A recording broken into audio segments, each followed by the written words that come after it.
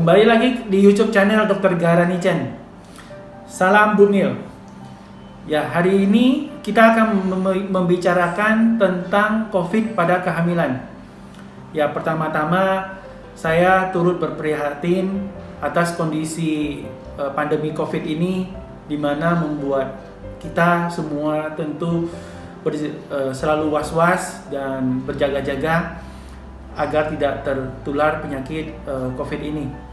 Demikian pada tenaga medis yang selalu menjadi ujung tombak dan sebagai garis terdepan untuk pasien-pasien dan menangani pasien-pasien yang terinfeksi penyakit COVID ini. Ya, kami memberikan apresiasi setinggi-tingginya. Ya, dengan kondisi sekarang di mana COVID ini telah menginfeksi yang terutama pada orang tua, di mana bisa menyebabkan kematian, dan biasanya kita tahu bahwa di Indonesia ini juga terjadi pada beberapa kasus pada remaja dan anak-anak yang bisa juga menyebabkan kematian. Ya. Sejauh ini pada ibu hamil baru 1 yang dilaporkan. Nah, itu pun juga mungkin terjadi komplikasi dan penyakit penyerta yang lainnya sehingga terjadi kematian. Namun sejauh ini belum ada lagi laporan yang menyebabkan mortality ataupun kematian pada ibu hamil.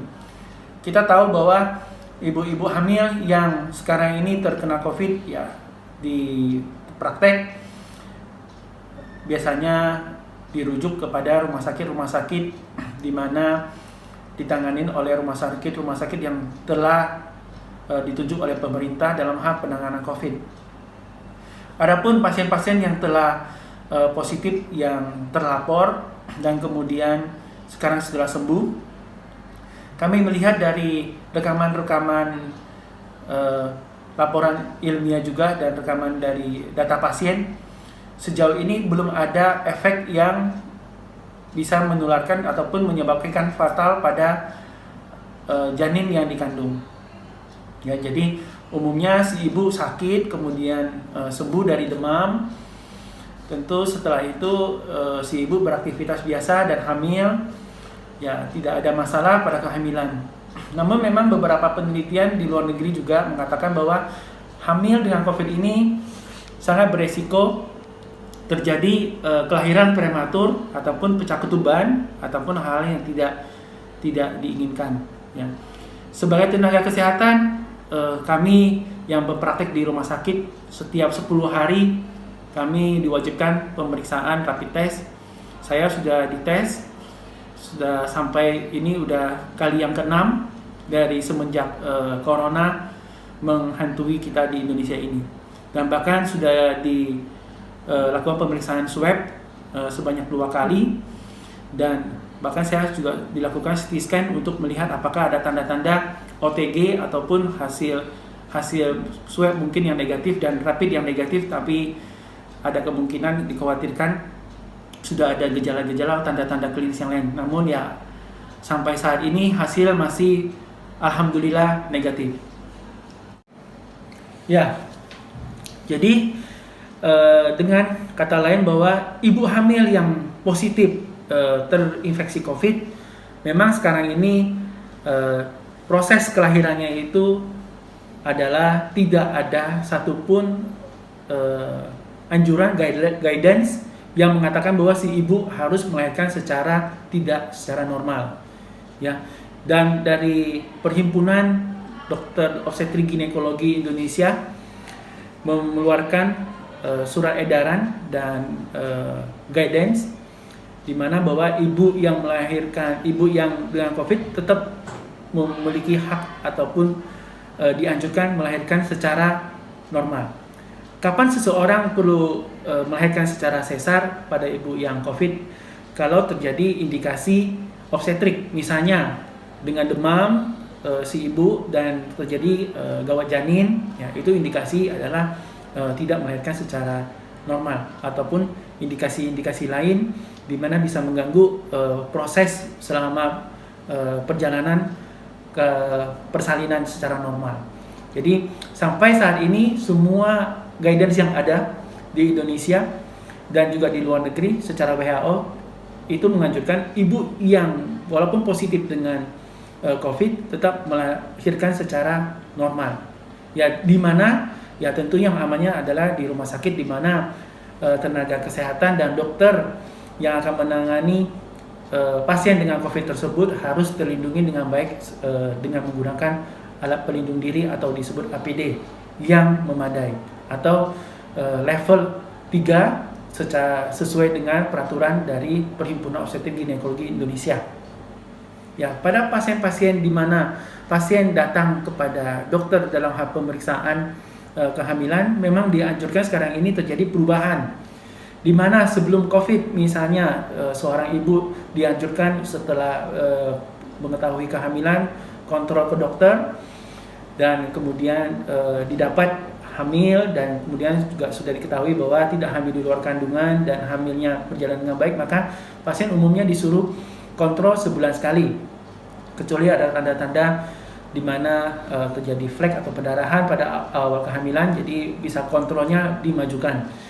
Namun pada kondisi COVID sekarang ini trimester pertama ibu diminta untuk kontrol sebelum 11 minggu, yaitu untuk mengetahui apakah hamil di luar kandungan dan untuk mengetahui apakah ada detak jantung. Setelah itu tentu dilakukan pemeriksaan kembali setelah usia kehamilan 11 minggu sampai 13 minggu, di mana di sini biasanya dokter kandungan akan melakukan pemeriksaan apakah ada tanda-tanda kelainan cacat janin di usia dini, yaitu biasanya kita tahu pemeriksaan nuchal translucens dan nasal bone pada janin, yaitu menyingkirkan adanya kemungkinan Down syndrome pada kehamilan tersebut. Dan kemudian si ibu diminta kembali lagi setelah usia kehamilan 20-24, di mana di sini dianjurkan pemeriksaan morfologi atau anatomi dari si janin, ya, atau yang kami biasanya sebut juga ibu diminta USG 4 dimensi. Setelah ini selesai, maka POGI, Perhimpunan Obstetrik Ginekologi Indonesia, menganjurkan pemeriksaan kehamilan selanjutnya adalah 28 minggu, 32 minggu, 36 minggu, dan setelah 36 minggu proses untuk kelahiran normal, maka 37 minggu, 38 minggu, 39 minggu proses menunggu sampai proses kelahiran, ya. Jadi kalau misalnya ada terjadi hal-hal yang tidak nyaman, tidak diinginkan seperti gerak baby berkurang setelah usia kehamilan bisa dirasakan di atas 20 minggu, maka tentu si ibu bisa datang memeriksakan diri kepada dokter untuk dilakukan pemeriksaan lebih detail, ataupun bisa terjadinya perdarahan atau hal-hal yang bisa membahayakan ibu seperti tanda-tanda adanya preeklamsia, sakit kepala yang terus-menerus walaupun sudah mengkonsumsi obat masih tetap sakit, dan tensinya biasanya di tensi akan mungkin di atas normal 140/90, maka si ibu tentu perlu melakukan pemeriksaan yang lebih rutin. Jika tidak ada hal-hal yang membahayakan, tentu sesuai dengan anjuran POGI sebelum 36 minggu, maka pemeriksaan kehamilan cukup sebanyak 7 kali saja sesuai dengan guidance dari POGI.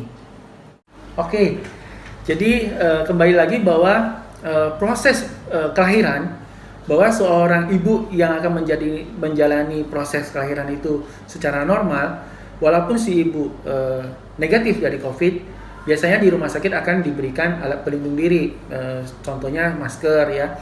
Kemudian jika si ibu tidak menginginkan proses itu melahirkan secara normal, ingin melahirkan secara sesar, kembali lagi bahwa permintaan dari si ibu sendiri, ya silakan, itu pilihan dari yang bersangkutan, tapi bahwa tidak ada halangan ataupun larangan bahwa si ibu yang dalam kondisi pandemi COVID ini, si ibu harus menjalankan proses kelahiran adalah secara sesar, tidak ada. Tapi kembali lagi bahwa jika memang yang bersangkutan ingin melahirkan secara tidak normal, ya silakan, itu pilihan dari yang bersangkutan, kembali lagi pada masing-masing pribadi. Ya. Nah, untuk pasien-pasien yang selama ini kami tanganin, tentu yang negatif COVID, melahirkan secara normal ataupun sesar, Memang setelah proses melahirkan, kemudian kontrol jahitan ataupun luka bekas lahiran ataupun bekas operasi, ya berjalan seperti sebelumnya. Tentu karena kita harus mengetahui bahwa lukanya itu sudah harus kering dan sembuh. Ya kurang lebih tidak jauh berbeda, walaupun untuk pemeriksaan antenatal itu sudah ditentukan oleh perhimpunan jadwal-jadwal yang telah berubah. Ya.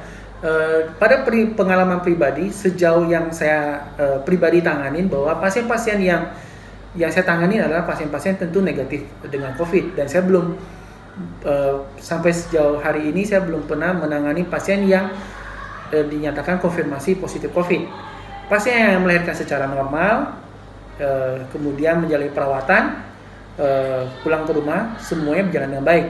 Pasien yang sesar juga pada saat pandemi COVID ini melakukan proses layanan secara sesar dan pulang ke rumah juga sehat. Jadi sejauh yang saya tanganin sampai hari ini belum ada pasien yang konfirmasi positif COVID dan semuanya berjalan dengan baik dan seperti apa adanya dan seperti sebelumnya.